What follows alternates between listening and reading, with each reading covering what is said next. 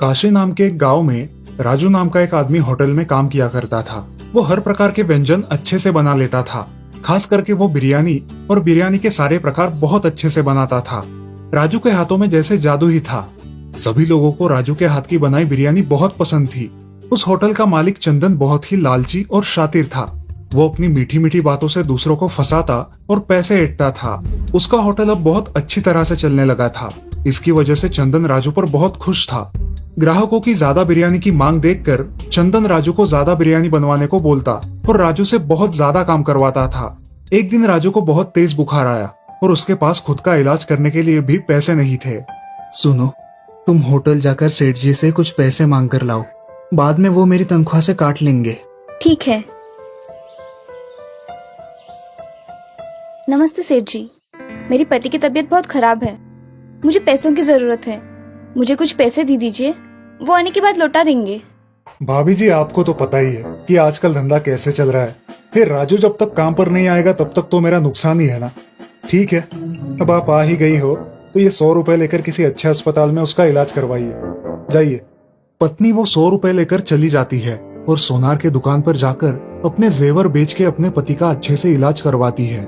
जब राजू ठीक हो जाता है तो वो अपनी पत्नी के जेवर ना देख के उसे प्रश्न करता है। पत्नी जो सब हुआ वो उसे बता देती है और रोने लगती है। उस दिन राजू होटल जाता है।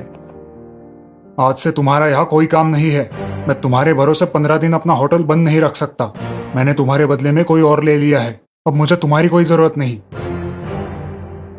राजू वहां से उदास मन से चला जाता है और घर में आकर मायूस होकर बैठता है। क्या हुआ आपको? आए हो तब से मायूस हो, कुछ बोलोगे?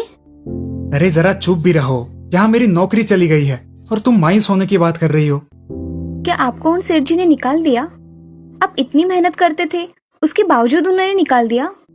हाँ, अब मेरे पास तो पैसे भी नहीं है, क्या करूँ?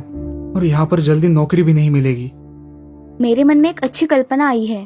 अगर हम बिरयानी बनाकर बेचेंगे तो हमारी बिरयानी सबको पसंद आएगी और आपको नौकरी करने की भी चिंता नहीं होगी। वैसे भी आपके हाथों का स्वाद तो लोगों को पता ही है। सब बातें सही है भाग्यवान, लेकिन पैसे कहाँ से लाएंगे? पत्नी ने अपने बचाए हुए पैसे निकाले और राजू से बोली, ये लीजिए, अब तो कोई चिंता नहीं है ना, इससे हमारा काम हो जाएगा। पत्नी की ये कल्पना राजू को पसंद आती है। वो एक ठेला किराए पर लेता है और पहले दिन एक बर्तन भर के बिरयानी बनाता है। बाजार में एक जगह ठेला लगाकर वो बिरयानी बेचने बैठता है। उसके बिरयानी की सुगंध इतनी अच्छी आती है कि सब लोग उसकी बिरयानी खरीदने के लिए दौड़ पड़ते हैं। उसकी पूरी बिरयानी जल्द ही खत्म हो जाती है और राजू घर खुशी खुशी लौट जाता है। अगले दिन से राजू थोड़ी ज्यादा बिरयानी बनाता है और अपनी बिरयानी बेच के धीरे धीरे उसे अच्छे दाम भी मिलने लगते हैं। कुछ दिनों बाद वो अपना खुद का ठेला खरीद लेता है। देखते ही देखते राजू का बिजनेस बहुत अच्छी तरह से चलने लगता है। ये बात चंदन को जब पता चलती है तब चंदन उसके ठेले पर आता है। अरे राजू, कैसे हो? मैं सोच रहा हूँ कि तुम्हें अपने होटल में फिर से नौकरी पर रख लूं। क्या विचार है तुम्हारा? धन्यवाद सेठ जी, लेकिन मुझे अब आपके यहाँ काम नहीं करना। मेरा ये छोटा सा ठेला ही मेरे लिए अच्छा है, कम से कम इज्जत तो मिलती है। चंदन को जो समझना था वो समझ गया और वहां से चला गया। जब राजू उसके होटल में काम किया करता था तब उसका होटल बहुत अच्छे से चलता था, लेकिन अब राजू ना होने के कारण उसका होटल पहले जैसे नहीं चल रहा था। अपनी लालच की वजह से उसका बहुत नुकसान हुआ था। इस तरफ अब राजू एक बड़े होटल का मालिक बन गया था। अब उसके पास सब कुछ था और वो गरीब लोगों की मदद भी करने लगा था। राजू अपने गांव में बिरयानी वाला राजू इस नाम से बहुत प्रसिद्ध हो गया।